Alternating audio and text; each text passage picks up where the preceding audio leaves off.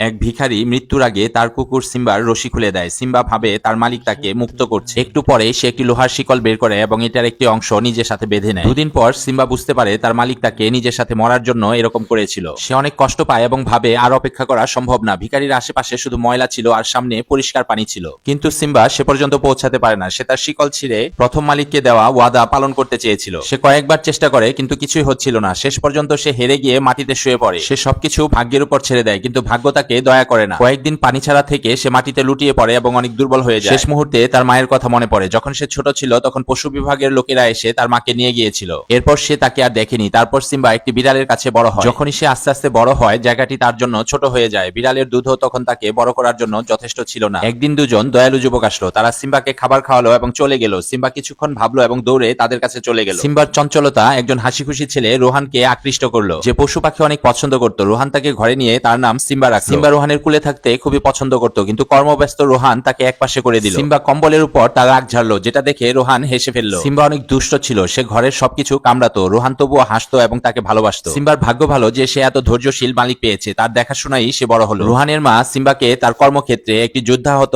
সৈনিকদের হাসপাতালে নিয়ে যেত। যুদ্ধাহত সৈনিকরা তাদের আঘাতের গল্প শোনাতো আর সিম্বা এগুলো বুঝতে পেরে তাদেরকে সান্ত্বনা দিত। এই লোকেরা পরবর্তীতে সিম্বার বন্ধু হয়ে যায়। সিম্বা ভাবে এই সুখের জীবন সবসময় চলবে, কিন্তু এরকম বেশি দিন চলে না। এক রাতে পশু বিভাগের লোকজন আসে এবং বুলডগ পালার কারণে রোহানকে জরিমানা করে এবং সতর্ক করে দেয় যদি সিম্বাকে রাস্তায় দেখা হয় তাহলে তাকে ধরে নিয়ে যাবে। সাবধান হওয়ার জন্য রোহান সিম্বাকে একটি খেলা শিখায়, যার নাম হচ্ছে ঘরে ফিরে আসা। রোহান বলতো ঘরে ফিরে যাও, আর সিম্বা তার ঘ্রাণ শক্তি ব্যবহার করে ঘরে ফিরে যেত। শুরুর দিকে সবই ঠিক ছিল, কিন্তু একদিন সে জানালার বাইরে একটি কাঠবিড়ালি দেখতে পায়। সে জানালা ভেঙে ওই কাঠবিড়ালিকে ধরার জন্য রাস্তায় চলে যায়। রোহান তাকে দেখে ফেলেছিল, কিন্তু ততক্ষণে পশু বিভাগের লোকজন সিম্বাকে দেখে ফেলে। রোহান তাড়াতাড়ি রশি খুলে এবং তাকে ঘরে যাওয়ার আদেশ দেয়, কিন্তু এইবার সিম্বা রোহানের সামনে দাঁড়িয়ে থাকে। সে মনে করে ওই লোকগুলো তার মালিককে হয়রানি করছে। অবশেষে ওই লোকেরা সিম্বার গলায় রশি বাঁধে এবং তাকে ধরে আশ্রয় কেন্দ্রে নিয়ে যায়। সে গাড়ি থেকে রোহানের দিকে তাকিয়ে থাকে এবং তার মন উদাস হয়ে যায়। এটা সিম্বার প্রথম অপরাধ ছিল, তাই পরের দিন রোহান জরিমানা দিয়ে তাকে ছাড়িয়ে নেয়। কিন্তু কর্মচারীরা সতর্ক করে দেয় সিম্বা যদি আবার ধরা পড়ে তাহলে তাকে মেরে ফেলবে। বাধ্য হয়ে রোহান ওই রাতে সিম্বাকে 400 কিলোমিটার দূরে তার চাচার বাড়িতে পাঠিয়ে দেয়, যাতে পরে নিয়ে আসতে পারে। রোহানকে দূরে যেতে দেখে সিম্বা অনেক কষ্ট পায়। গ্রামে রোহানের চাচা সিম্বাকে অনেক ভালোবাসতো, কিন্তু সে উদাস থাকতো। সে রোহানকে অনেক মিস করতো। একদিন সে সিদ্ধান্ত নিল সে রোহানকে খুঁজতে যাবে। সে সুযোগ খুঁজছিল। যখনই চাচা অন্যদিকে গেল সে কাঠের বেড়া পার হয়ে বেরিয়ে পড়ল। সে ক্ষেত এবং গ্রাম পার হয়ে 400 কিলোমিটার দূরে ঘরে ফেরার খেলায় নেমে পড়ল। কিন্তু সিম্বা জানতো না রোহান সবকিছু ঠিক করে তাকে নেয়ার জন্য চলে আসছিল। দুর্ভাগ্যবশত তারা একটি মোড়ে একজন আরেকজনকে অতিক্রম করে গেল। এরপর সিম্বা 2 বছরের ঘরে ফেরার যাত্রায় নেমে পড়ল। সিম্বা নদীতে পানি পান করছিল। তখন সে হঠাৎ দূরে একটি গুলির শব্দ শুনতে পেল। সে কাছে গিয়ে দেখলো একটি বড় বাঘ পড়ে আছে, যার রক্তের গন্ধে মনে হচ্ছিল যে সে মরে গিয়েছে। তখন দুজন শিকারী আসলো আর সিম্বা তাদেরকে দেখে লুকিয়ে গেল। সে শিকারীদেরকে দেখছিল আর ওই বাঘটিকে দেখছিল। সে অনেক কষ্ট পাচ্ছিল, কিন্তু তার কিছুই করার ছিল না। তখন একটি ছোট বাচ্চা তার সামনে আসলো। সে দেখলো এই বাচ্চাটির ওই বাঘের সাথে অনেক মিল আছে। সে বুঝতে পারলো যে এটা ওই বাঘেরই বাচ্চা। তাকে একা দেখে সিম্বা তাকে তার সাথে চলার জন্য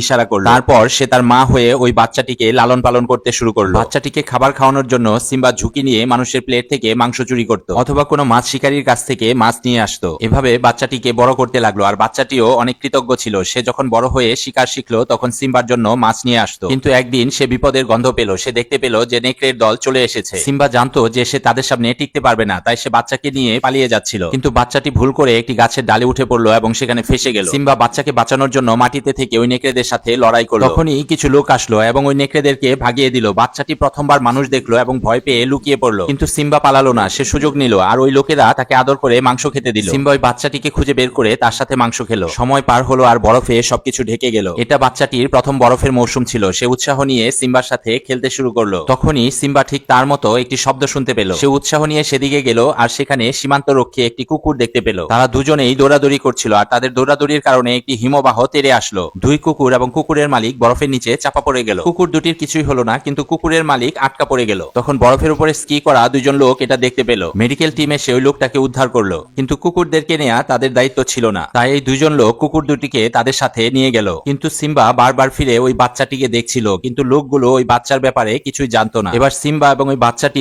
আলাদা হয়ে গেল। তারা ওই কুকুর দুটিকে অনেক পছন্দ করত এবং তাদেরকে ভালো ভালো খাবার দিত। সিম্বা ওই কুকুরটির সাথে আরামদায়ক বিছানায় ঘুমাতো, যে কারণে তার আগের ঘরের কথা মনে পড়ে গেল। একদিন তারা তাদেরকে নিয়ে ঘুরতে গেল এবং সিম্বাকে তখন সিদ্ধান্ত নিতে হলো। সে এখানে ভালো খাবার দাবার পাচ্ছিল, কিন্তু এটা তার আসল ঘর ছিল না। তাই সে তার মালিক রোহানকে খুঁজে বের করার সিদ্ধান্ত নিল। তাই সে এখান থেকে পালিয়ে গেল। সে একটি শহরে পৌঁছালো এবং সেখানে রাস্তার পাশে খাবার পেয়ে গেল। সেখানে একজন ভিখারি তাকে লোকটাকে দেখে ফেললো এবং তাকে শিকল দিয়ে বেঁধে ফেললো। সিম্বার বুদ্ধিমত্তা এবং তার মায়াবী মুখ তাকে ভিক্ষা করতে সাহায্য করত। লোকটি খারাপ ছিল না, সে ভিক্ষা শেষে সিম্বাকে খাবার দিত। কিন্তু ঠান্ডার মৌসুম শেষ হওয়ার সাথে সাথে লোকটির অবস্থা আরো খারাপ হতে থাকে। একদিন সে বুঝতে পারে সে মারা যাবে, তাই সে সিম্বার রশি খুলে দেয়। তারপর সে একটি শিকল বের করে এবং সেটা দিয়ে তার সাথে সিম্বাকে বেঁধে চিরদিনের জন্য সেখানে শুয়ে পড়ে। কয়েকদিন পার হয়ে যায় কিন্তু ভিখারি কোনো নড়াচড়া করছিল না। সিম্বা ক্ষুধার্ত ছিল এবং ভিখারির বেঁচে থাকা খাবার খেয়ে কয়েকদিন পার করলো। পানি ছাড়া সে দুর্বল হয়ে পড়লো। নদীর পানি কাছে ছিল কিন্তু ভিখারির ভারী শরীর সে নড়াতে পারলো না। সে দুর্বল হয়ে মাটিতে পড়ে গেল।